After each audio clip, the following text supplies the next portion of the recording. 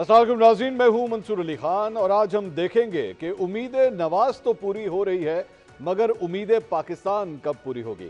नाज़रीन, मुस्लिम लीग नून का media cell काफ़ी दिनों से यह बयानिया बनाने में मसरूफ है कि महंगाई, बेरोजगारी और गुर्बत की मारी इस कौम के मसीहा और निजात दहिंदा का नाम नवाज शरीफ है।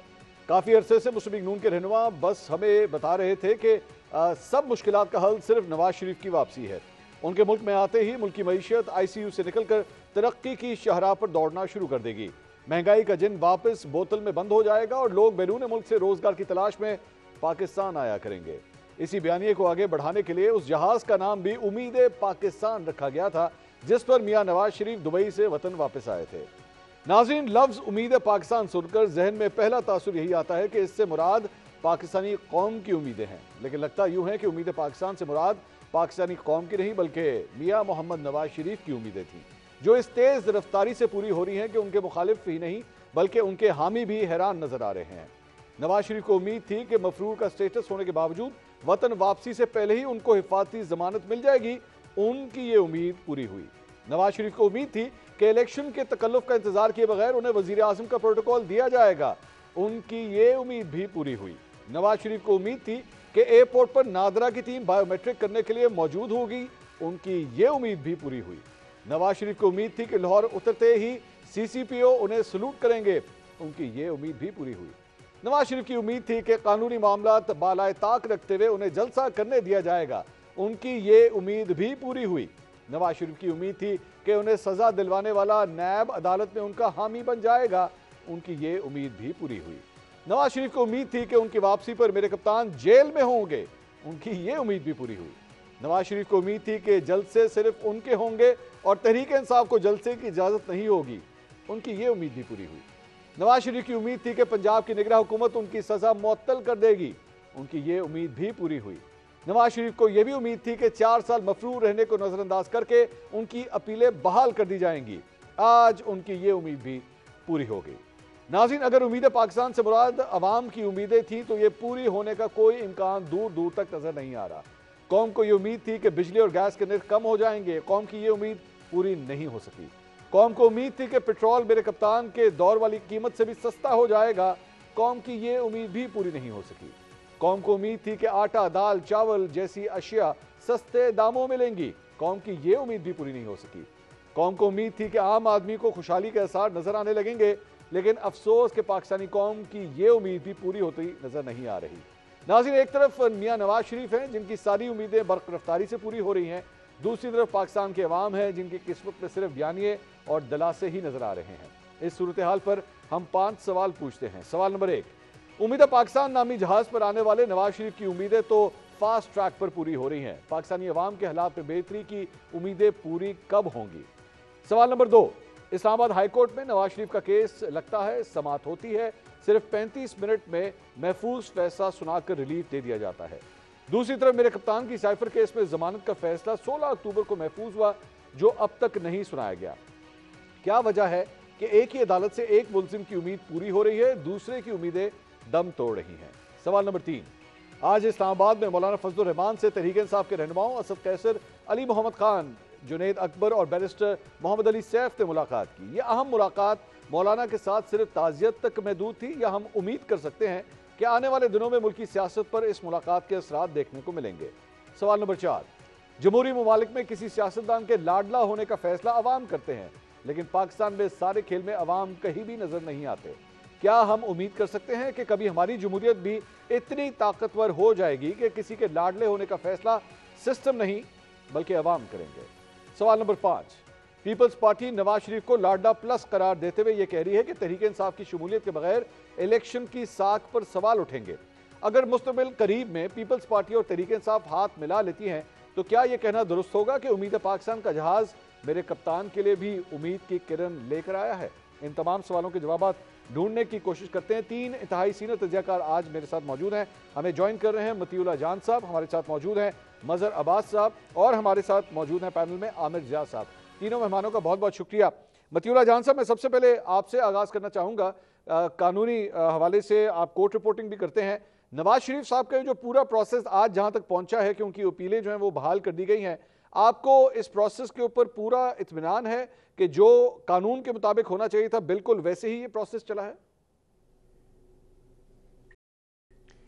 देखिए मंसूर, ये कोई सिर्फ आज की बात नहीं है, आज की अदालत की कार्रवाई की बात नहीं है। बतौर कोर्ट रिपोर्टर मैं आपको ये बता सकता हूँ कि ये अदालत की जो भी ये कार्रवाई है ये एक तसलसल है। 2014 से लेकर आज तक जो कुछ हमारी अदलिया में होता रहा है और जो कुछ हमारी अदलिया के ज़रिए किया जाता रहा है, जो कुछ इस्टेब्लिशमेंट करती रही हैं, तो ये आज की जो कार्रवाई थी ये उसका एक किस्म का तसलसल भी था और कल्मिनेटिंग पॉइंट भी था। तो ये बड़ा आसान है रिपोर्टर्स के लिए कि सिर्फ एक दिन के मामलात को देख के हम उस पर ये नतीजा अखज़ कर लें कि आज जो कुछ हुआ वो किसी के लिए उम्मीद थी और किसी के लिए नाउमीदी।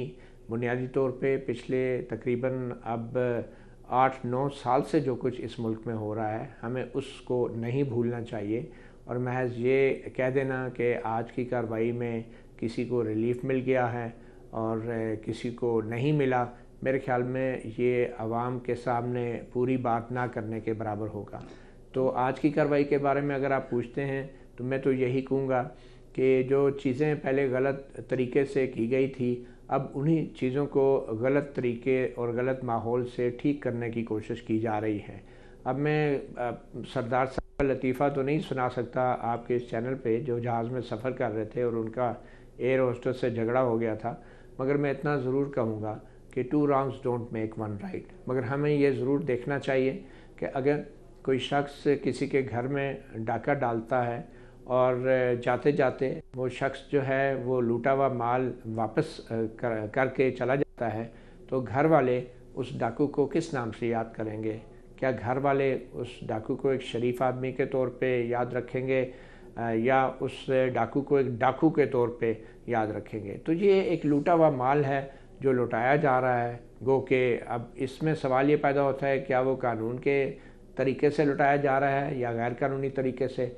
मेरे ख्याल में इससे घर वालों को कोई गर्ज नहीं होगी। उनको उनका लूटा हुआ माल अगर वापस मिल जाए, चाहे पुलिस के ज़रिए या डाकू से, तो वो दोनों सूरतों में खुश होंगे। आमिर जाज़ साहब, ये मतीउल्लाह जान साहब जिस तरफ तस्करा कर रहे हैं, बेसिकली दोनों जमातों के पॉइंट ऑफ व्यूज़ अगर यहाँ पे मैं आपके साथ शेयर करना चाहूँ, मुस्लिम लीग नून के लोगों से अगर आप पूछें तो वो सीधा सीधा कहते हैं कि जनाब हमारे साथ ज्यादती हुई, हमारे लीडर को जो है वो बिला वजह जेल में बंद किया गया, उनको इख्तिदार से निकाला गया। अब अगर उनके लिए पूरा सिस्टम अपने आप को बेंड कर रहा है तो क्या तकलीफ है आपको? ऐसा ही होना चाहिए। और पाकिस्तान तहरीक इंसाफ के हवाले से आर्गूमेंट ये दिया जाता है कि जनाब आप तो सिस्टम के लाडले रहे हैं, अगर यही सिस्टम आज आपका बाजू मरोड़ा है तो फिर तो ये आपके साथ सही हो रहा है। मतलब ये आर्गूमेंट तहरीक इंसाफ के हवाले से भी दिया जाता है। ये फेयर आर्गूमेंट है आपके ख्याल में? क्या इसको एक्सेप्ट किया जा सकता है? आमिर साहब, मैं आपसे दोबारा मैं सवाल करता हूँ। मजहर साहब, अगर आप मुझे सुन सकें तो इसी सवाल का काइंडली जवाब दे दीजिएगा। देखिए मंसूर, प्रॉब्लम क्या हो रही है? प्रॉब्लम ये हो रही है कि टू बी वेरी ऑनेस्ट, मेरी तो वो सारी उम्मीदें वाबस्ता थी एक अच्छे डेमोक्रेटिक सिस्टम से, और पिछले कई सालों में जिस तरीके की डेमोक्रेसी हमने इवॉल्व की, वो सारी उम्मीदें दम तोड़ती जा रही हैं। हमारे यहाँ इंस्टीट्यूशंस जो हैं तबाह होते जा रहे हैं, इंस्टीट्यूशंस कोलैप्स होते जा रहे हैं। जब किसी की इस्टेब्लिशमेंट से ताल्लुकात बेहतर होते हैं तो उसके लिए एकदम दूध की नहरें बहनी शुरू हो जाती हैं, उसको एक रिलीफ, दूसरा रिलीफ, तीसरा रिलीफ मिलना शुरू हो जाता है, और दूसरे के साथ उससे बिल्कुल वही होता है। तो मुझे तो कोई चीज़ तब्दीली होती नज़र नहीं आ रही। आज आपने कहा कि मियाँ साहब की जितनी उम्मीदें थी वो पूरी होती जा रही हैं, दूसरे के अंदर नाउमीदी बढ़ती जा रही है। यही सिनेरियो आज से चंद साल पहले जो है वो इमरान खान साहब के साथ था। इमरान खान की उम्मीदें बढ़ती जा रही थी, पूरी होती जा रही थी, मियाँ साहब की उम्मीदें ख़त्म होती जा रही थी।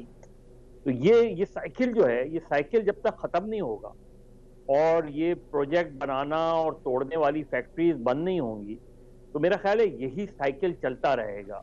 इससे जुडिशरी बेनकाब हो रही है, इससे नैब जैसे इदारे बेनकाब हो रहे हैं। यानी नैब, आज की नैब को मैं दुरुस्त मानूं या कल की नैब को मैं दुरुस्त मानूं, कल की नैब को मैं गलत मानूं या आज की नैब को मैं गलत मानूं, तो एक ऐसी साइकिल हमने बना दी है कि जिसमें नजर ये आ रहा है कि हाँ, अगर जहां मामलात आपके खराब होते हैं वहां यही चीजें अभी आज मियां साहब कोई दूसरा बयान दे दें इस सारी मुखालफत में, तो आप देखें कि कल से उनकी जो जो रिलीफ है वो खत्म होना शुरू हो जाएगा।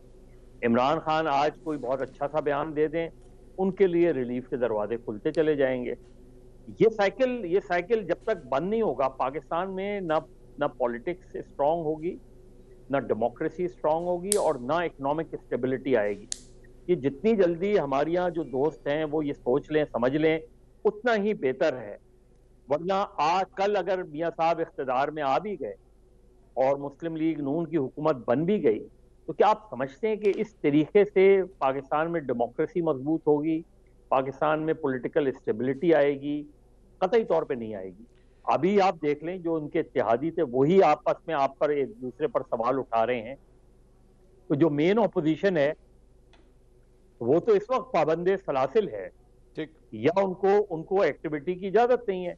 यही कल सिनेरियो दूसरे के साथ था। तो मुझे तो कोई ऐसी तब्दीली होती नजर नहीं आ रही जिसको मैं एक पॉजिटिव डेवलपमेंट कहूं। यानी पॉजिटिव डेवलपमेंट किसी शख्सियत के बारे में नहीं, किसी जमात के बारे में नहीं, लेकिन सिस्टम जो है अपने आप को इवॉल्व नहीं कर पा रहा। उसमें जुडिशरी भी जिम्मेदार है, उसमें पॉलिटिशियंस भी जिम्मेदार हैं, उसमें एस्टैब्लिशमेंट भी जिम्मेदार। अच्छा आमिर जाद साहब, मजहर साहब और मेरी आवाज आ रही है? जी जी आपकी आवाज आ रही जी। मजहर अब्बास साहब और बतीउल्लाह जान साहब ये कह रहे थे कि पाकिस्तान के अंदर ये तमाम सियासी जमातें जो हैं वो इस्टेब्लिशमेंट के साथ अपनी रेपुटेशन को, अपने लिंक्स को जो है वो बेहतर करने के लिए हर मुमकिन कोशिश करती है, और अगर आपके लिंक्स बन जाएं तो फिर आपके लिए सब कुछ ठीक है, लेकिन अगर आपके लिंक्स नहीं है तो फिर आपके लिए हालात मुश्किल होते जाएंगे। लेकिन मैं अगर इसका कंपैरिजन करना चाहूँ तो पाकिस्तान तहरीक इंसाफ फिर भी एक लेटेस्ट प्रोजेक्ट आप कह सकते हैं, या इन तीन जमातों में से सबसे जो यंगेस्ट जमात है वो ये है। पाकिस्तान पीपल्स पार्टी और नून लीग तो बहुत मैच्योर जमातें तस्वुर की जाती हैं, बहुत अरसा हो चुका है इनको सियासत करते हुए, और आखिरी दफा तो नून लीग ने हमें वोट को इज्जत दो का नारा दिया था। लेकिन फिर भी पॉलिटिक्स, स्टाइल ऑफ पॉलिटिक्स वही हो रहा है जो 1985 में था या 1990 में था, या उसके पूरी 90s के अंदर जो वो पॉलिटिक्स करते रहे। तो ये कहा जा सकता है कि इन्होंने भी एक्चुअली कुछ नहीं सीखा है, आज भी वैसे के वैसे ही जहां पे 90s में खड़े थे आज भी वैसे वहीं खड़े हैं। जी बिल्कुल दुरुस्त आपने कहा कि बिल्कुल 90 की दिहाई में खड़े, बल्कि 80 की दिहाई में खड़े हुए हैं। क्योंकि हमारे यहाँ एक तो नुक्ता नजर ये होता है ना कि जी जो भी खराबी हो रही है वो एस्टेब्लिशमेंट कर रही है, लेकिन उसमें हम अपनी सियासी जमातों की जो मौका परस्ती है, जो रहनुमाओं की मौका परस्ती है, उसको भूल जाते हैं। तो उसमें हर जो सियासी जमात होती है उसकी जो क़यादत होती है, उसकी ख्वाहिश ये होती है कि एस्टेब्लिशमेंट का हाथ किसी भी शर्त के ऊपर उनके सर पर हो। वो अपनी पार्टी में जमहूरियत नहीं पसंद करते, वो अवाम पे भरोसा नहीं करते, वो समझते हैं कि जी हमारा जो शॉर्टकट है वो एस्टेब्लिशमेंट के रास्ते जाता है। और उसकी एक बहुत बड़ी वजह ये कि उनमें इतनी कमजोरियां होती हैं। ये जो हम सुनते हैं ना कि जी पाकिस्तान में करप्शन बहुत है, मनी लॉन्ड्रिंग हो गई है, फला काम हो गया है, स्टेट के मफादात को जो है नुकसान पहुंचाएगी, हवा में बातें नहीं होती हैं, क्योंकि कॉम्प्रोमाइज होते हैं, क्योंकि इनके कहते हैं ना कि स्केलेटन्स इन द कबर्ड होते हैं, इस वजह से ये इस तरह से इस्तेमाल भी होते हैं। अगर मतलब है आप दयानत के साथ, अमानत के साथ क़यादत कर रहे हैं और आपका जो मतमा नजर हो वो अवाम की भलाई हो और मुल्क का मफाद हो, तो गालिबन फिर आपको ये सब कुछ करने की जरूरत नहीं पड़ेगी। तो यहाँ पे जो हम आम ट्विस्टिंग बहुत आसानी से हो जाती है, तो उसमें मैं समझता हूँ कि प्राइमरी जो कसूर होता है वो उन लोगों का होता है कि जो मतलब है कि इस बॉल को खेलने के लिए तैयार हो जाते हैं। तो एक बहुत बड़ा चैलेंज जो सब अभी जो मैं शुरू की गुफ्तगू हो रही थी, जो मती बात कर रहे थे कि जी दो गलतियां मिलकर एक दुरुस्त चीज नहीं हो जाती। असल बात यह है कि आप छोड़ें कि जी कोर्ट ने माजी में क्या किया और अब क्या करी, इसको मैं और आप गालिबन स्क्रीन पे बैठ के जज नहीं कर सकते। बड़ा सवाल ये आता है मंसूर साहब कि अवाम की परसेप्शन क्या कह रही है, अवाम किस नजर से देख रही है। क्या वो समझती है कि जी एक, मैं समझता हूँ अवाम की कसीर तादाद जो है, हो सकता है कि नवाज शरीफ साहब के चाहने वाले भी बहुत हों और वो बगले बजा रहे हों कि जिस तरह से उनको रिलीफ मिली है, लेकिन पाकिस्तानियों की बहुत बड़ी तादाद वो भी है कि जिसको यकीन नहीं आ रहा और वो समझ रही है कि जी इनके ऊपर जो माजी का वजन रहा है, जो उन पर मुबैना, या अब तो कन्विक्ट भी हो चुके हैं, मतलब है अब ठीक है वो केसेस जो भी उनका अशर हो बाद में, तो वो समझते हैं जी अवामी परसेप्शन ये समझती है कि इन पे बहुत ज्यादा सवालिया निशान है। और जब तक मतलब है कि ये परसेप्शन, जो नवाज शरीफ साहब को सबसे बड़ा चैलेंज है कि वो कैसे इस परसेप्शन से वो तब्दील करेंगे, और दूसरा उनका बहुत बड़ा चैलेंज आएगा कि एस्टेब्लिशमेंट के साथ ताल्लुकात अभी तो बहुत अच्छे हैं। आमिर साहब कथा कलामी की माजरत, चूंकि आपने परसेप्शन की बात की, but isn't it a fact कि एक्चुअली हम जब परसेप्शन की बात करते हैं, जितनी हमारी पोलराइज सोसाइटी है, ये परसेप्शन एक्चुअली पीटीआई के फॉलोअर के परसेप्शन की हम बात करते हैं, क्योंकि अब जो नून लीग का जो वोटर सपोर्टर है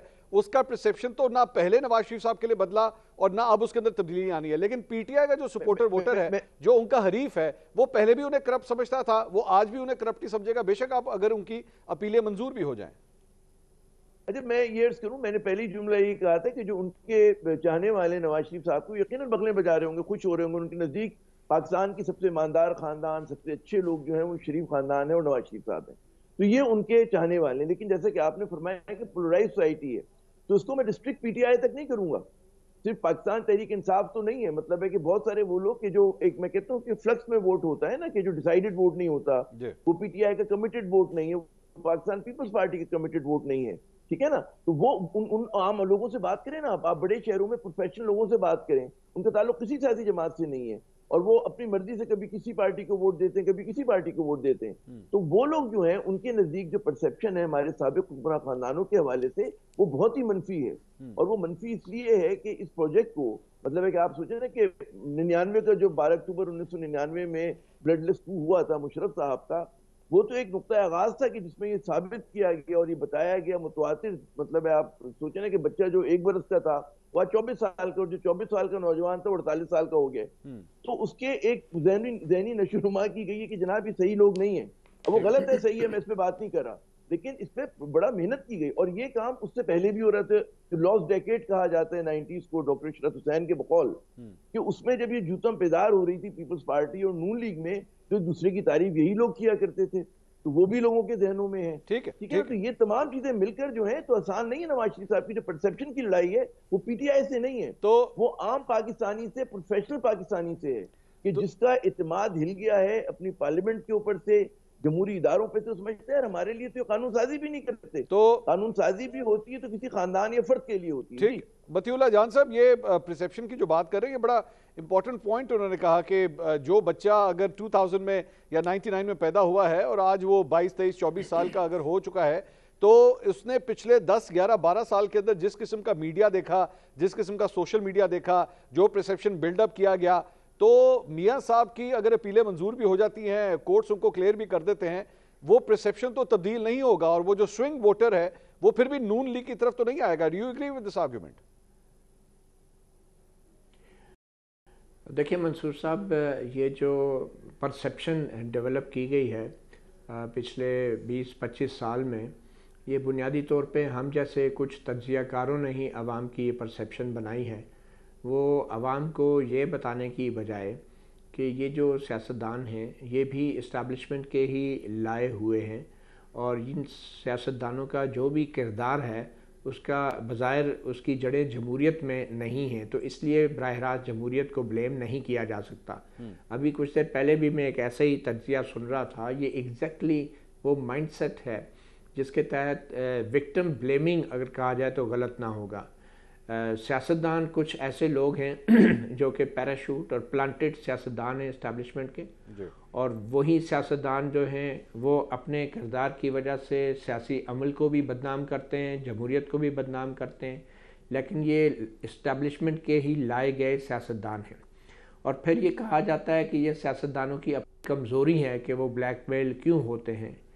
तो ये जो सियासतदान जब ब्लैकमेल होने से इनकार करते हैं तो फिर उनके साथ जो कुछ भी होता है वो हमारे सामने है। चाहे वो नवाज शरीफ साहब को 99 में कारगिल के वाक़े के बाद हटाया गया, चाहे वो नवाज शरीफ का साहब को जो है फिर राहील शरीफ के साथ उनकी नहीं बनी और फिर जनरल बाजवा ने जिस तरह साजिश करके हटाया, तो हम जैसे ही तज्जियाकार फिर इन साजिशों का, इस्टेब्लिशमेंट की साजिशों के अपोलोजिस्ट बन जाते हैं, उनके एम्बेसडर बन जाते हैं और फिर ये कहते हैं कि ये सियासतदान हैं ही ऐसे और इन जमहूरियत से और पार्लियामेंट से अवाम का एतमाद उठ गया है।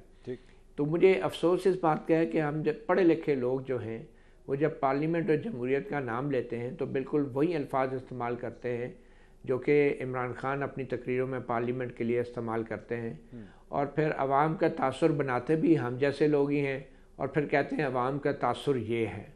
और ये बड़ी ही बदकिस्मती की बात है और मैं समझता हूँ ये इंटेलेक्चुअल डिसऑनेस्टी है कि हम लोग जिस तरीके से सियासतदानों के बारे में परसेप्शन को डिस्कस करते हैं, उस तरीके से उन जर्नलों की और उस इस्टेब्लिशमेंट के बारे में आवाम की परसेप्शन को डिस्कस करने की हम में हिम्मत ही नहीं होती। हम बुज़दिल हैं। जब बात होती है कि आवाम जनरल ज़िया-उल हक के मार्शल लॉ को कैसे देखते हैं, मुशर्रफ के मार्शल लॉ को कैसे देखते हैं, और जनरल बाजवा और जनरल फैज़ की पॉलिसियों को कैसे देखते हैं, तो फिर हमारी गिग्गी बन जाती है, फिर हमारे मुंह से आवाज़ नहीं निकलती।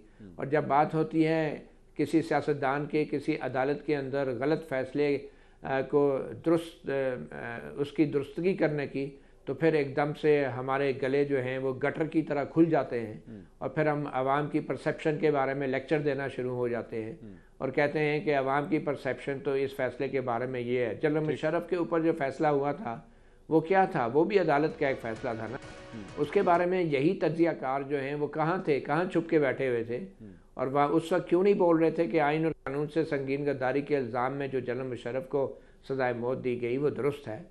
तो ये तो मैं समझता हूँ कि ये सहाफ़ती बददियानती भी है और इंटेलेक्चुअल डिसऑनेस्टी भी है कि हम आवाम की परसेप्शन पहले ख़ुद बनाते हैं और फिर उसी परसेप्शन को आगे बढ़ा के कहते हैं कि आवाम की ये परसेप्शन है। ओके, मैं नाज़रीन एक ब्रेक लेता हूँ। बड़ा इंपॉर्टेंट पॉइंट उन्होंने कहा है कि परसेप्शन सिर्फ सियासतदानों की नहीं बल्कि एस्टैब्लिशमेंट से जुड़े लोगों की भी जो है वो बनाते हैं, सहाफ़ी बनाते हैं, और उसके बाद गिला भी करते हैं कि जनाब सियासतदानों की परसेप्शन जो है वो ऐसी क्यों है, या सियासतदान कसूरवार है सारी चीज़ का।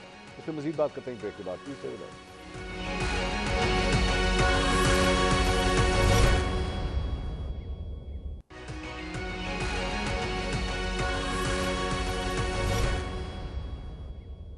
नाज़रीन welcome back after the break. हम बात कर रहे थे नवाज शरीफ साहब की अपीलों के हवाले से, जिन्हें अब अपीलों को बहाल कर दिया गया है। अब उनके ऊपर पूरी एक समाअत होगी, आर्गूमेंट्स होंगे, फिर देखते हैं कि आगे कोर्ट इस पर क्या फैसला देता है। लेकिन मतीउल्लाह जान साहब ने बड़ी इंपॉर्टेंट बात की, मज़हर साहब, सहाफ़ती बददियानती की उन्होंने बात की कि ये सहाफ़ती बददियानती है कि हम ये नहीं बताते कि किस किस प्रोजेक्ट के ऊपर किस किस तरह इस्टेब्लिशमेंट ने अपना क्या क्या किरदार अदा किया।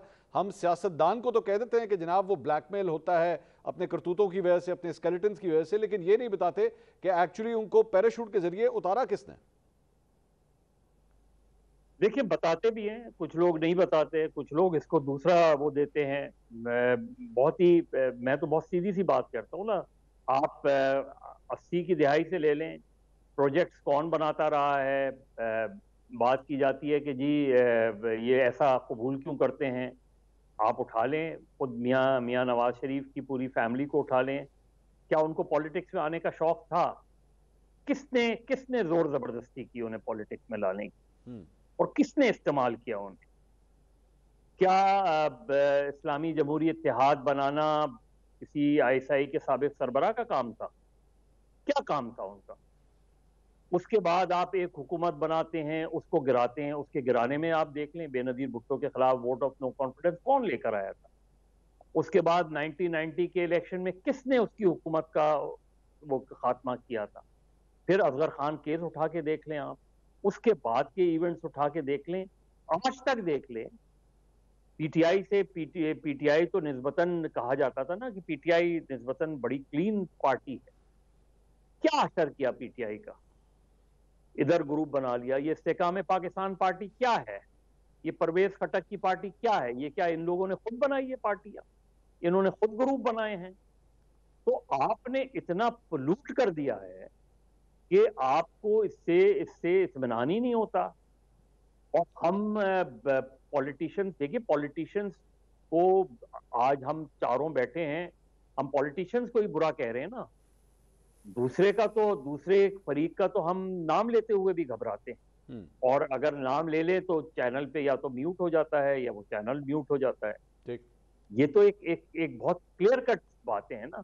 तो चीज ये है कि हम तो ये चाह रहे हैं कि हर इंस्टीट्यूशन अपना काम करे, अपने दायरे में रह के काम करे। ठीक, पॉलिटिशियंस अच्छा है बुरा है, डेमोक्रेसी अच्छी है बुरी है, कानून की खिलाफ वर्जी करते हैं नहीं करते हैं, ये मेरा आपका काम है उन पर तनकीद करना।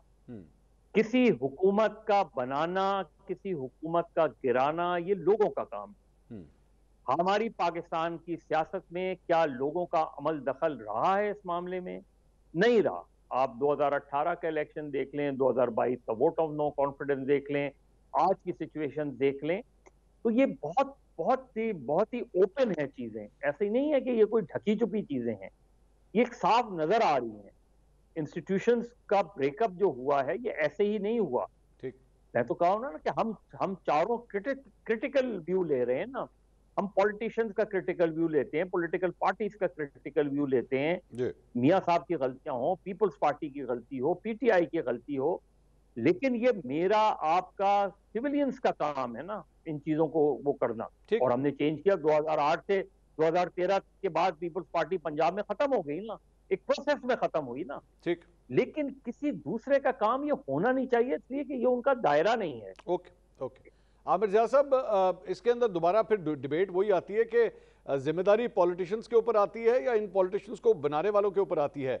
यही पॉलिटिशियंस हमें एक दफ़ा मिसाक जमहूरियत भी करते हैं और बताते हैं कि जनाब पुराने तरीके हमने सारे छोड़ दिए, अब ऐसा नहीं होगा, लेकिन फिर दोबारा जो है रुख पिंडी का ही किया जाता है, उन्हीं से हाथ मिलाया जाता है और फिर इस्तेमाल भी होते हैं। फिर दूसरी जगह हमें यह भी बताया जाता है कि जनाब अब सियासत के साथ कोई लेना देना नहीं होगा, अब एक नया रास्ता, नई आगाज, नई सुबह हो चुकी है। लेकिन यहाँ पे भी फिर परसेप्शन तब्दील होता है कि नहीं ऐसा नहीं है, ये तो पूरी तरह स्टेक्स अभी भी मौजूद हैं सिस्टम के अंदर। तो फिर किसको कसूरवार ठहराया जाए आमिर साहब? मंसूर, बड़ा बुनियादी सवाल आपने किया, मैं दो चीजें अर्ज करूंगा जी। पहली बात तो ये करूंगा कि ये जो क्रेडिट दिया जा रहा है ना कि सिर्फ सहाफी और तज्जियाकार पूरा पब्लिक परसेप्शन बनाते हैं, ऐसा नहीं है। ये बहुत बड़ी हमें क्रेडिट दिया जा रहा है। हम लोग तो सिर्फ एक आईना दिखाते हैं और वो आईने में लोगों को किसी को अपना चेहरा घिनौना नजर आता है। और दूसरी बात है, हम अवाम की अक्ल फहम पे शुबा नहीं करना चाहिए। अवाम को पता है कि जी फला सियासतदान, फला सियासी खानदान या सियासी जमात या फला शख्स या इदारा जो है या कोई मीडिया हाउस जो है उसका क्या किरदार है, तो उसकी अपनी वो होती है, एक उसका पब्लिक ओपिनियन जो होता है वो मतलब है रिगार्डलेस कि मंसूर साहब क्या कह रहे हैं, मजहर क्या कह रहे हैं, मतीया मैं क्या कह रहा हूँ, उसके अलावा होता है। अवाम गलत नहीं होती, उनका एक शऊर है इज्तिमाई। पहली बात ये। दूसरी बात अभी आते हैं कि जी कसूरवार ज्यादा कौन है। हमें मैं ब्लेम करने की जगह मैं एक और बात कहूंगा, और जरा सी पोलिटिकली इनकरेक्ट बात होगी, वो जो कहते हैं ना आउट ऑफ फैशन, वो बात की कि पाकिस्तान में जमहूरी इदारे जो हैं वो फ्लॉड हैं और बहुत कमजोर हैं और सिविलियन इदारे अंडर डेवलप हैं आजादी के बाद से। और हमें पहले दिन से वो फौज मिली थी कि जो सिविलियन इदारों के मुकाबले में ज्यादा एक कहते हैं ना कि मुनज़्ज़म थी, मुस्तहकम थी और जिसके पास ज्यादा फाइनेंशियल रिसोर्सेज थे। तो होना ही चाहिए था, अगर कोई और रियासत होती तो सिविल और फौजी क़यादत मिलकर जो है कुछ चीजों को तय करती और आगे बढ़ते, और जो सिविलियन की कमजोरी है वो फौज के तजर्बे से या उसकी डिसिप्लिन से उसको दूर करते। हमारे यहाँ हुआ ये कि मतलब है कि क़ब्ल वक्त आप में वो इस्तात नहीं थी।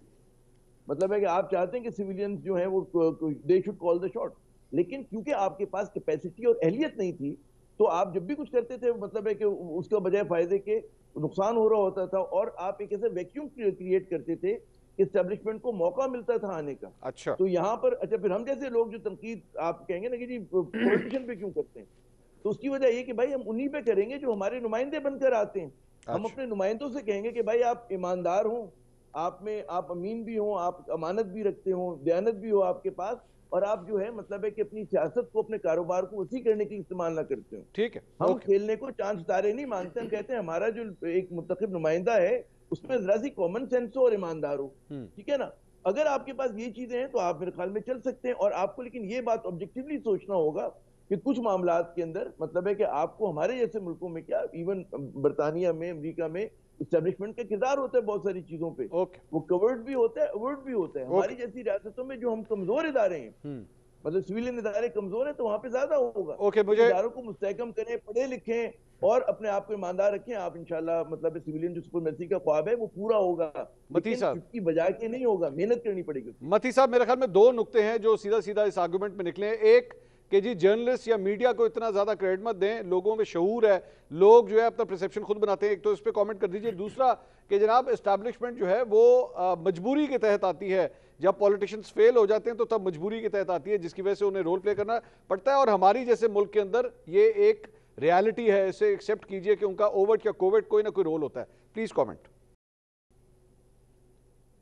मंसूर साहब, अवाम में शऊर बहुत है, मगर आप भी जानते हैं और मैं भी जानता हूँ कि उस शऊर को किस तरीके से दबाया जाता है।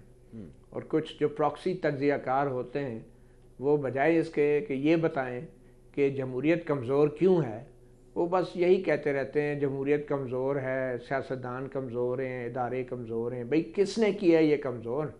थोड़ी सी सहाफ़ती बददियानती को छोड़ के अगर ये भी बता दिया जाए कि किसने ये इदारे कमज़ोर किए, कि सारी उम्र हम सिर्फ रोना रोते रहेंगे कि हमारी थोड़ी सारी उम्र हम ये रोना रोते रहेंगे कि सारी उम्र जो है हम कमज़ोर हैं, हम कमज़ोर हैं। भाई किसने किए? थोड़ी सी हिम्मत करके बताएं किसने कमज़ोर किए हैं। और ये कहना कि मौका मिलता है एस्टैब्लिशमेंट को, जब मौका नहीं दिया जाता तब भी जो मौका लेने वाले हैं वो मौका ले लेते हैं। ये भी मैं समझता हूँ डिसऑनेस्टी है ये बात करना कि मौका दिया जाता है। ठीक है, लोगों के घरों में जाके ट्रे में रख के नहीं कहा जाता आप मार्शल्ला लगाएं, और मार्शल्ला जो है उनको कोई वलीमे का कार्ड नहीं भेजा जाता कि आके मार्शल्ला लगाएं। उनको मौका नहीं दिया जाता, मौका लेने वाले ले लेते हैं। तो मेरे ख्याल में हमें बड़ा ऑनेस्ट होना चाहिए अपने तज्जियों में, और लोगों को बेवकूफ़ नहीं बनाना चाहिए। आज की नौजवान नस्ल जो है बहुत समझदार हो चुकी है। ये सोशल मीडिया का दौर है, और ये जो घिसे पिटे तज्जिए हैं जिसमें सिर्फ और सिर्फ सियासतदानों को तजलील की जाती है, अब ये नौजवान नस्ल उसको मानने के लिए तैयार नहीं है। और बदकिस्मती से ये इन नौजवान नस्ल में एक बड़ी तादाद ऐसी है जो इसी इस्टेब्लिशमेंट ने तैयार की है, और आज यही इस इस्टेब्लिशमेंट के गले पड़ी हुई है। मगर हम में से कुछ तज्जियाकार जो हैं अपनी सोच को बदलने के लिए तैयार नहीं है, और अभी भी सिर्फ और सिर्फ सियासतदानों को ब्लेम करते हैं, और फिर कहते हैं अवाम में बहुत शऊर है। अवाम में जो शऊर है वो सियासतदानों को आप जितना भी ब्लेम कर रहे हैं, वो सियासी अमल जमहूरियत और आइन की बालादस्ती के लिए है, वो किसी इस्टेब्लिशमेंट के लिए नहीं है। तो मेरे ख्याल में हमें बहुत ऑनेस्ट और फेयर होना चाहिए अपने कमेंट्स में, और ये अब पुरानी जो हथकंडे इनको छोड़ देना चाहिए, और लोगों को बताना चाहिए कि अगर हमारे जमहूरी अदारे कमज़ोर हैं तो वो किसने किए हैं, और साफ तौर पे कहना चाहिए कि इस्टेब्लिशमेंट सबसे बड़ी मुजरम है। मैं समझता हूँ अगर हमारे अदारे कमज़ोर हैं और जमहूरियत कमज़ोर है, जो ताकतवर होता है वो बड़ा मुजरम होता है, और जो गालिब होता है वो मुजरम होता है। मगलूब को, आप विक्टिम को ब्लेम करना अब हमें छोड़ देना चाहिए। तो आप एक छोटा सा कमेंट करना चाह रहे हैं, उसके बाद मैं आगे चलता हूँ। जी आमिर साहब प्लीज गो अहेड। मैं कमेंट ये कह रहा हूँ कि हमारे सिविलियन इदारों को या जमहूरी इदारों को किसी ने कमजोर नहीं किया। वो 47 में जब पार्टीशन हुआ था हम पहले दिन से कमजोर थे। जो अगर आप तजिया करें वो लॉप साइडेड था कि जो डिफेंस स्ट्रक्चर था हमारा infrastructure was much stronger than the civilian infrastructure. ये ऑब्जेक्टिव रियलिटी है। आप क्या देखें जमहूरियत कहां पे, लेकिन आमिर साहब 76 अगर डे 1 से सर ये सूरत हाल थी, 76 साल में हम ठीक नहीं कर सके सर इसे। उसकी वजह है ना, मैं बस वही जुमला पूरा कर रहा हूं, उसकी वजह ये कि जिस भी मुल्क में जागीरदारी बहुत बड़ी होगी, जहां पे सरदारी निजाम होगा, गुमाश्ता सरमायादारी होगी, मिडिल क्लास कमजोर होगी, पढ़े लिखे लोग कम होंगे, वहां पे कैसे जमहूरियत पनप सकती है? जमहूरियत की सबसे बड़ी शर्त ये होती है कि सेक्युलर हो रियासत। एक सेक्युलर रियासत चल सकती है जो कि अनडेमोक्रेटिक हो, लेकिन डेमोक्रेटिक रियासत के लिए सेक्युलर होना बहुत जरूरी है। आपके यहाँ यानी कि प्लूरलिटी होती है ना, तो हमारे यहाँ कंट्रडिक्शन है, we are a unity of contradiction. हमें वेस्टमिनिस्टर की वो चाहिए, जमहूरियत चाहिए, और जाहिर है कि हमारा दीन का भी हमें उसके अंदर ख्याल करना है। मंसूर साहब माजरत के साथ मुझे तो ये लग रहा है कि अब अवाम को जो है जमहूरियत के बारे में जो रिटायर्ड फौजी दिफाई तज्जियाकार हैं वो बताएंगे अवाम को कि जमहूरियत क्या होती है, और सियासतदान कमजोर ऑब्जेक्टिव हालात होते हैं।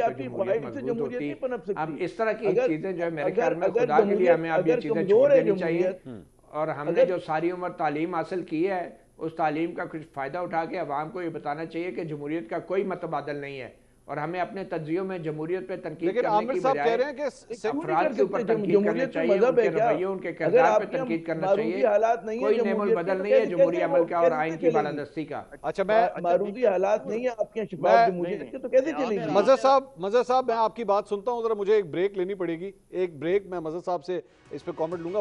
काफ़ी गहरी नज़र रखते हैं, उन्होंने बहुत इलेक्शंस कवर किए हैं, बड़े कई सालों से पाकिस्तान के हालात को जो है रिपोर्ट करते जा रहे हैं। मेरे ख्याल में बड़ा इंटरेस्टिंग पर्सपेक्टिव देंगे एक छोटी सी ब्रेक के बाद। प्लीज से विद अस।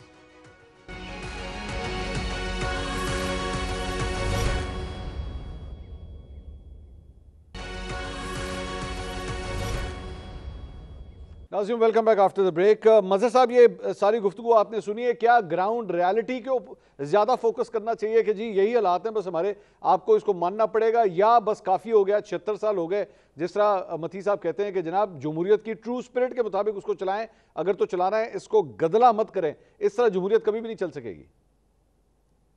देखिए मंसूर, डेमोक्रेसी इवॉल्व कर रही थी ना पाकिस्तान में। अभी आमिर जिया ने बात की, 54 का कॉन्स्टिट्यूशन बना, उसके तहत इलेक्शंस हुए, उसमें मशरकी पाकिस्तान में जगतू फ्रंट की 2/3 अक्सरियत आई। किसने उठा के उसको बाहर फेंक दिया? और विद इन फ्यू ईयर्स आप ये समझे कि जी बस ये सियासतदानों के साथ सियासतदान जो है मसले का हल नहीं निकालते, आपने 1 यूनिट बनाया, फिर मार्शल लॉ लगा दिया, और वो मार्शल लॉ आपने 10 साल तक बरकरार रखा। उस मार्शल लॉ के तहत आपने बेसिक डेमोक्रेसी का अपना सिस्टम लेकर आए। उस मार्शल लॉ के तहत आप पार्लियामेंट्री डेमोक्रेसी, उस वक्त तो सदारती इलेक्शन था ना, क्या किया सदारती इलेक्शन में?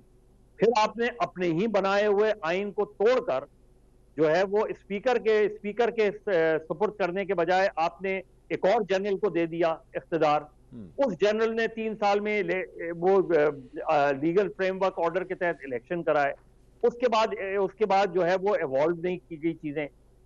हम प्रॉब्लम कहाँ आ रही है? देखिए, प्रॉब्लम ये आ रही है कि जिनका काम डेमोक्रेसी पॉलिटिक्स चलाना नहीं है, वो पाकिस्तान में डेमोक्रेसी और पॉलिटिक्स इवॉल्व कर रहे हैं। जिनका काम है उनको काम करने नहीं दिया जाता। आपने लगा दिया, 5 साल के बाद आपने 77 में मार्शल लॉ लगाया, उसके बाद आपने 90 रोज के इलेक्शन नहीं कराए, आपने 79 में इलेक्शन नहीं कराए, आपने एक मुंतखब वजीर आजम को फांसी चढ़ा दिया, फिर आपने बेसिक डेमोक्रेसी खत्म हुई तो आपने गैर जमाती इंतखाब। ये सब किसने किया? ये पॉलिटिशियन ने किया था क्या? ठीक। ये गैर जमाती इंतखाबात का कॉन्सेप्ट और माशरे को तकसीम करना किसने किया था? आमिर ने किया था ना। फिर एक और दूसरा आमिर आया 12 अक्टूबर 1999 को, तो इस मुल्क में मार्शल लॉ भी नहीं लगा। इस मुल्क में मार्शल लॉ के बगैर मार्शल लॉ लगा दिया गया। चंद अफसर गए और उन्होंने एक 2/3 अक्सरियत के वजीर आजम को कान से बाहर करके वजीर आजम हाउस से बाहर कर दिया गया। किसने किया था ये? फिर प्रॉब्लम ये है कि उसके बाद आपने 9 साल तक हुकूमत की, फिर आपने उसी नैब के जरिए पहले पीएमएलएन को तोड़ के पीएमएलक्यू बनाई, पीपल्स पार्टी को तोड़ के पीपल्स पार्टी पैट्रियट बनाई, उससे भी आपको सुकून नहीं हुआ। उसके बाद आपने पूरी लॉयर्स मूवमेंट चली, उसके बाद फिर आप चले गए। तो हमारे यहाँ सिस्टम जो है वो एवॉल्व करने ही नहीं दिया जाता। ठीक, हमारे यहाँ सिस्टम को सेटल करने ही नहीं। आप मीडिया का हाल देख लेना, आपका मीडिया, आप डॉन लीक्स उठा लें, आप जियो का इशू उठा लें, आप दीगर इश्यूज उठा लें, आप क्या इस तरह कंट्रोल, पहले तो हाइब्रिड निजाम था, डेमोक्रेटिक निजाम हाइब्रिड हुआ था ना, अब तो हाइब्रिड मीडिया नजर आता है।